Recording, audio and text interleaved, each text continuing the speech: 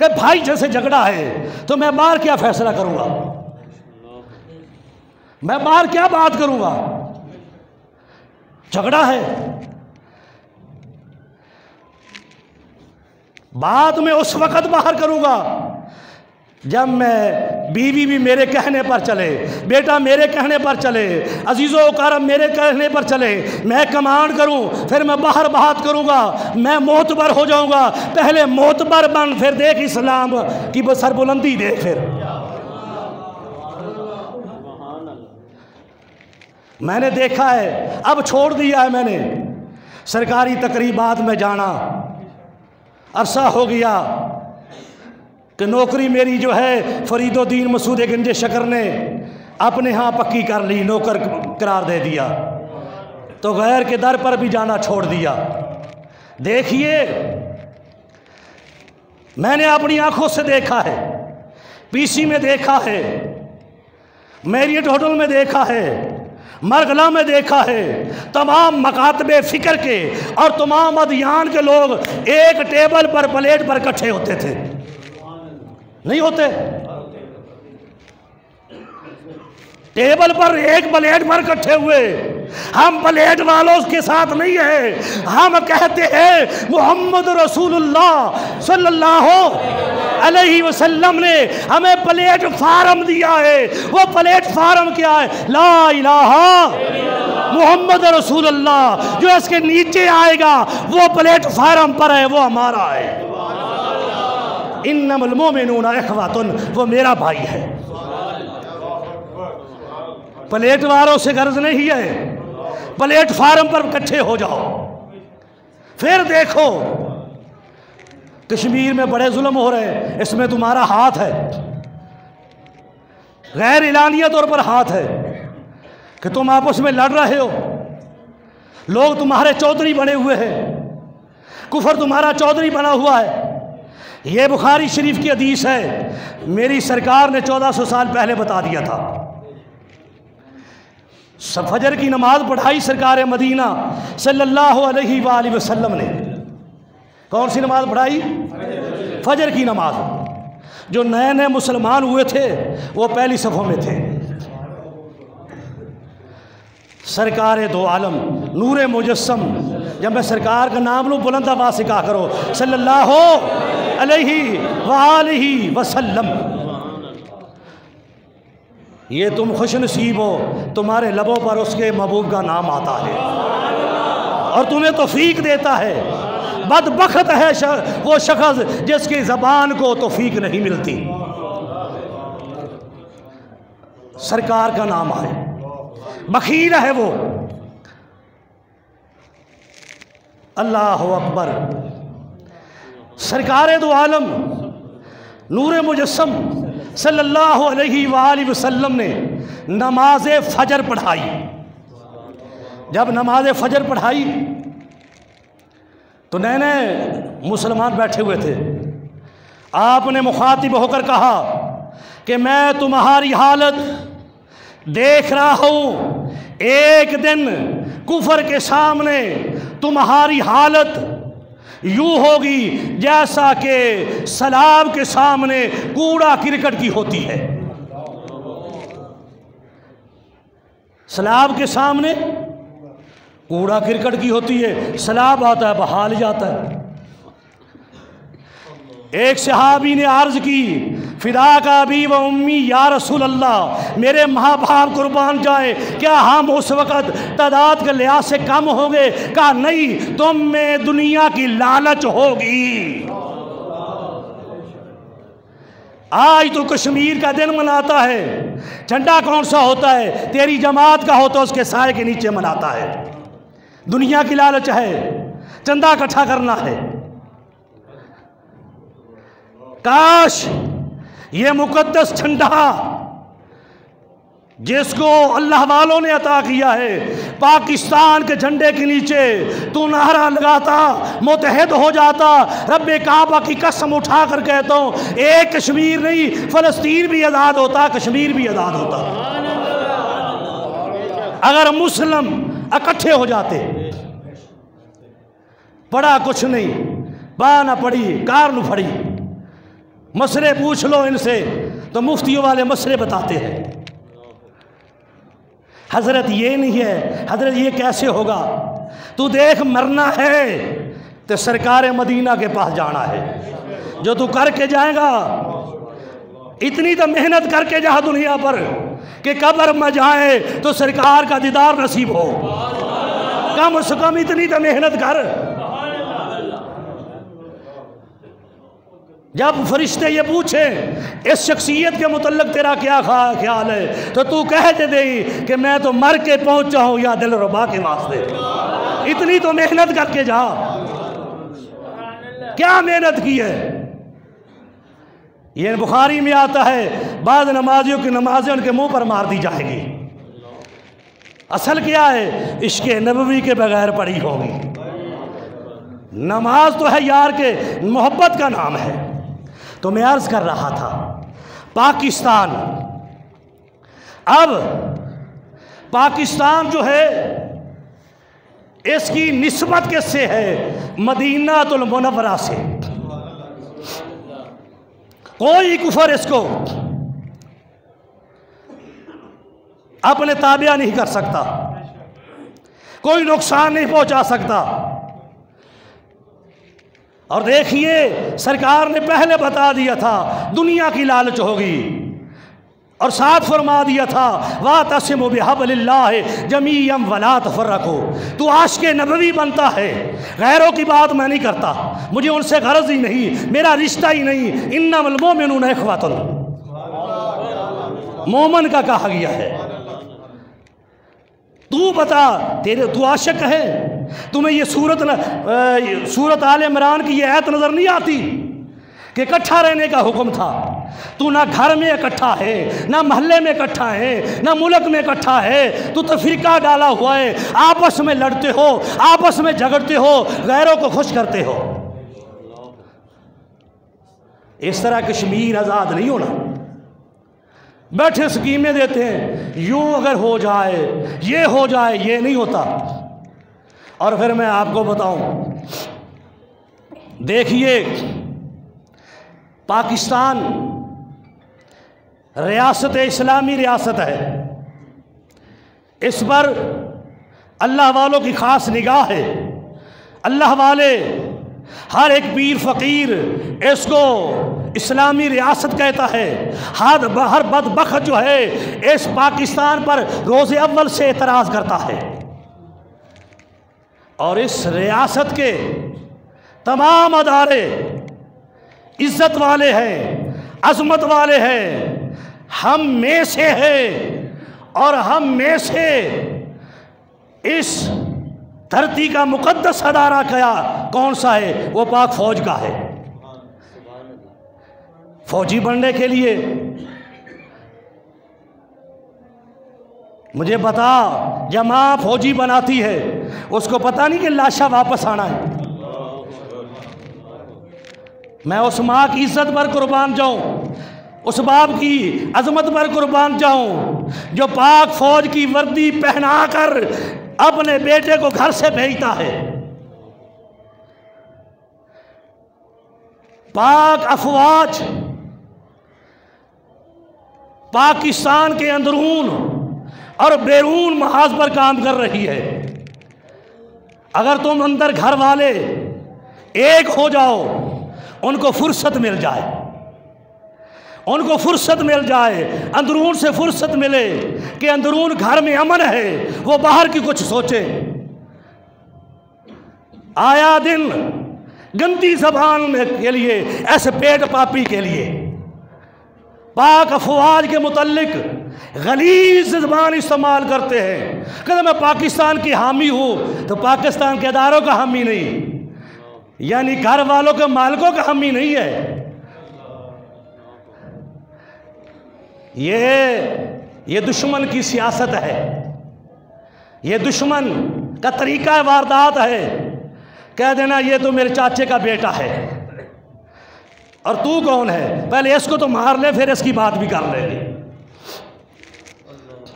अपने दिलों में एक बात याद रखो, बात मैं बड़ी मुश्किल से कह रहा हूँ, बड़ी मुश्किल से। ये मेरी तमाम अदारे भी इस बात को नकल करेंगे और तुम भी नकल करो। एक बात कहने लगा हूं, मुसलमानों सुन लो, कुफर क्या चाहता है। कुफर ये चाहता है एक सीने से इश्क़ रसूल निकाला जाए। इश्क़ रसूल मुसलमानों के दिलों से निकाला जाए और इनकी अफवाज की मोहब्बत और एहतराम निकाला जाए। इश्क़ रसूल से ये लिबरल नहीं, ये बरैलर हो जाएंगे, बरैलर हो जाएंगे। इश्क़ रसूल नहीं होगा तो तड़प नहीं होगी, उठने की सिकत नहीं होगी। और फौज का एहतराम नहीं होगा तो मुल्क में अफरा तफरी होगी। फिर हम अपनी फौजें उतारेंगे, फिर इनसे पूछेंगे कि तुम क्या बेचते हो। इसी तरह इराक में देखो, लिबिया में देखो, शाम में देखो, हो क्या रहा है। कुफर जो है यहां से गद्दारों को पकड़ता है, गद्दारों से काम लेता है। उनको हया नहीं आती। ये पाकिस्तान की धरती हमारी माँ है और माँ के मुहाफिज जो हो कौन है, वो पाक फौज है, जो माँ की इज्जत अजमत के वारिस हैं। और इस्लाम क्या है, ये किला है।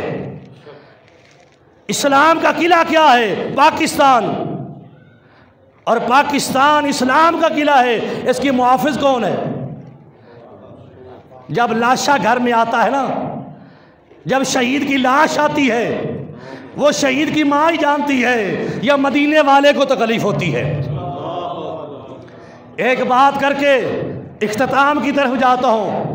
मेरे मुंह से निकला कि मदीने वाले को तकलीफ होती है। पाकिस्तान आर्मी का एहतराम किया करो।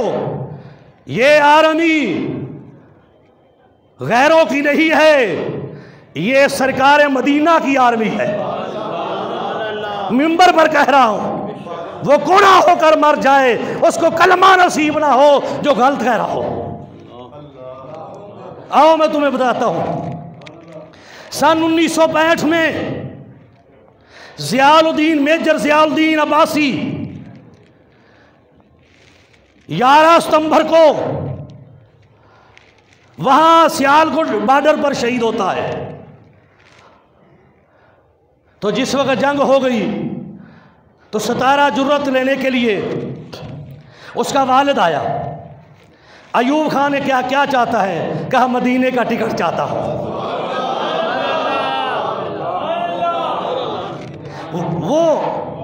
वो मदीनातुल मुनव्वरा तशरीफ ले गए। मदीनातुल मुनव्वरा तशरीफ ले गए। मस्जिद नबवी में बैठे हुए थे।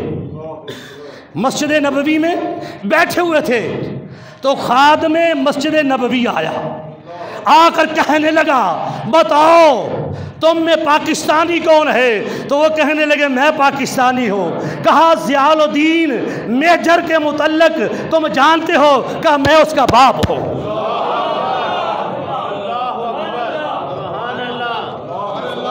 मस्जिद नबवी, मैंने कहा है आर्मी को नुकसान होता है, मदीने वाला परेशान होता है। लाशें कौन उठाने आता है, सरकार उठाने आते हैं, सहाबा उठाने आते हैं लाशें आर्मी वालों के। ये बातन की बात कर रहा हूं। तो वो कहने लगा कि हजरत आप तशरीफ रखें, थोड़ी देर बाद मैं आ रहा हूं। जब वो वापिस आया तो साथ लेकर गया, अच्छा खाना खिलाया, हाथ चूमे। वो कहता है अच्छा खाना भी खिलाया है, हाथ भी चूम रहा है। परेशान था, क्या वजह है, क्यों हाथ चूम रहे हैं। कहा इसलिए चूम रहा हूँ, क्या मेजर ज़ियाउद्दीन अब्बासी के वालिद हैं। जब वो शहीद हुआ उसी रात को सरकार मदीना की ज़ियारत हुई। सहाबा का मजमा था। अली के हाथों पर अब्बासी की लाश थी। सरकार मदीना की बारगाह में ला के रख दिया, ये मेजर ज़ियाउद्दीन अब्बासी की लाश है।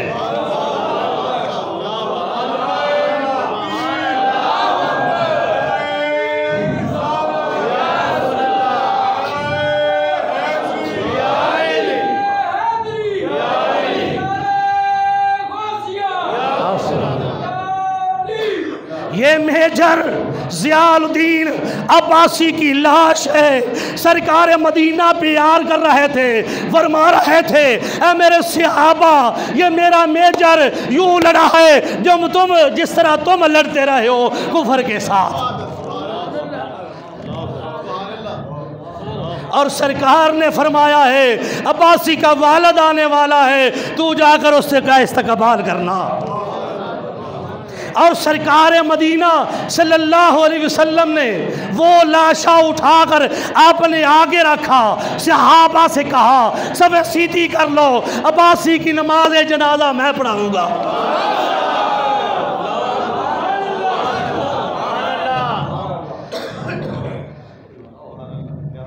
बुलंद आवाज से कह सुभान अल्लाह। ये बातन की बातें हैं। लाशा उठाकर आर्मी का ऑफिसर है, पाकिस्तान आर्मी का ऑफिसर मेजर ज़ियालुद्दीन अब्बासी सियालकोट में शहीद होता है। हाथों पर उठाकर कौन ले जाते हैं? मौला कायनात ले जाते हैं। कहाँ ले जाते हैं? सरकार की बारगाह में ले जाते हैं। सरकार नमाज जनाजा पढ़ाते हैं और खुद उठाकर जन्नतुल बकी में दफन करते हैं।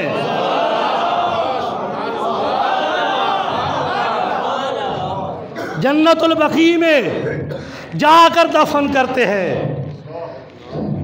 और इधर 11 सितंबर को हमारे रेडियो पर भी आवाज़ आ रही थी। रेडियो पर भी एक आवाज़ आ रही थी, लफ्ज़ मुकम्मल तो याद नहीं, लेकिन अपने जज्बात में सुना देता हूँ। कहो सुभान अल्लाह। चले जाओगे शहादत का जाम पी कर तुम,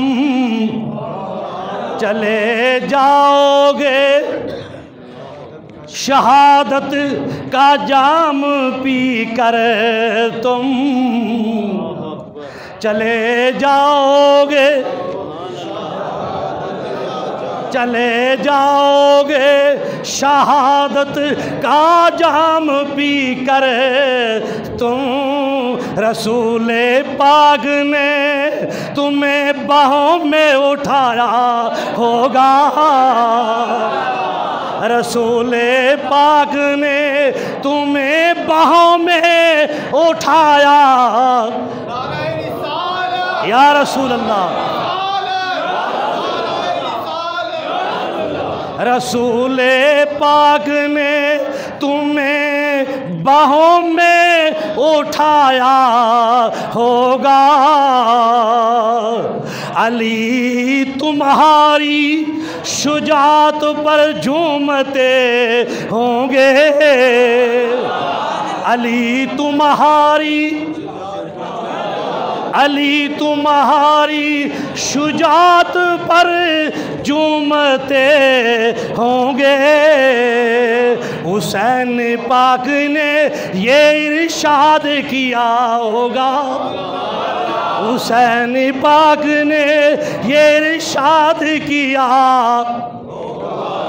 बुलंद आवाज से कहे हुसैन पाक ने ये इरशाद किया होगा। ऐ राहे हक के आए, ऐ राहे हक के शहीदों, अल्लाह की रहमत तुम्हें सलाम कहती है। ऐ राहे हक के शहीदों, अल्लाह की रहमत तुम्हें सलाम कहती है। मेरी पाक फौज का सिपाही यहाँ गिरता है, जहर में उसके साथी उठाते हैं, बातिन में मौला कायनात आ जाते हैं। मेरी बातों को याद रखना। मैं निकाह की कमाई खाने वाला नहीं हूँ, सीधी ईस्वी के पैसे इकट्ठे करने वाला नहीं हूँ, निशावर लेने वाला नहीं हूँ, दर बदर के धक्के खाने वाला नहीं हूँ। एक ही दर मिला है, नौकरी फरीद की है और खताबत भी अमीर की है।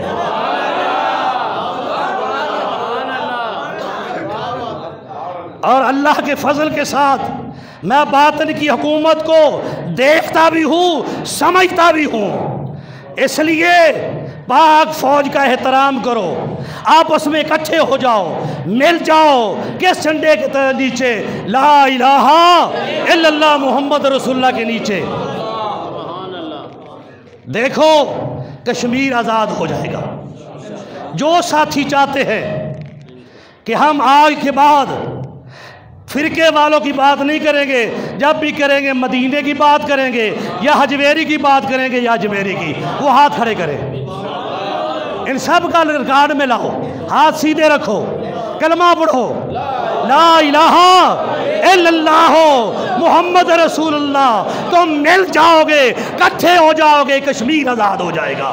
वमा अलैना इल्लल बलाग व आखिरु दावाना अल्हम्दुलिल्लाहि रब्बिल आलमीन।